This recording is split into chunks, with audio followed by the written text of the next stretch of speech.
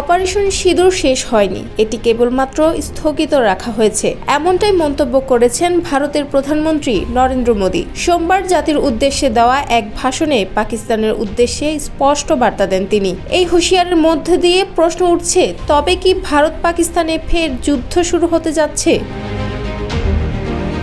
ভারতীয় সংবাদ মাধ্যম এনডিটিভির এক প্রতিবেদনে মঙ্গলবার এ তথ্য উঠে আসে।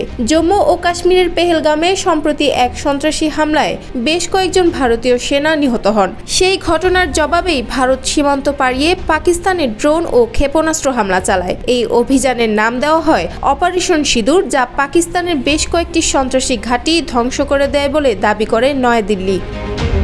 যমুনা ইলেকট্রনিক্স ঈদে ডাবল খুশি অফার সিজন 3, যে কোনো পণ্য কিনলেই পাচ্ছেন নিশ্চিত ঈদ উপহার।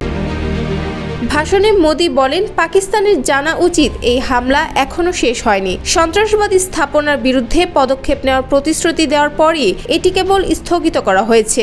আমরা প্রতিটি পদক্ষেপে লক্ষ্য করব পাকিস্তান ভবিষ্যতে কি মনোভাব গ্রহণ করে।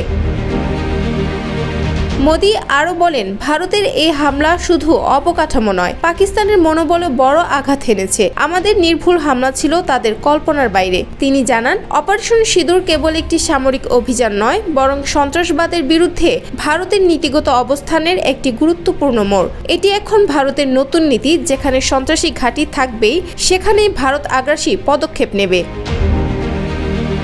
এ সময় ইসলামাবাদ ও রাওয়ালপিন্ডিকে সতর্ক করে তিনি বলেন, ভারত সন্ত্রাসবাদের পৃষ্ঠপোষক সরকার এবং হামলার মূল পরিকল্পনাকারীদের মধ্যে আর কোনো পার্থক্য করবে না। দুই পক্ষই সমানভাবে টার্গেট হবে।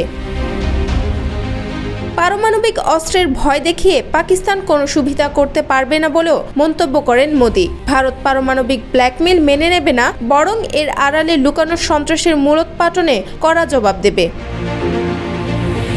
এদিকে টানা 4 দিনের সীমান্ত সংঘর্ষের পর যুক্তরাষ্ট্রের মধ্যস্থতায় শনিবার দুই দেশ যুদ্ধবিরতিতে সম্মত হয়। তারপরও সোমবারের ভাষণে মোদীর কণ্ঠে ছিল জোরালো হুঁশিয়ারি। অপারেশন সিঁদুর ভারতের প্রতিরক্ষা কৌশলে একটি মোড় পরিবর্তনের ইঙ্গিত বলে মনে করছেন বিশেষজ্ঞরা।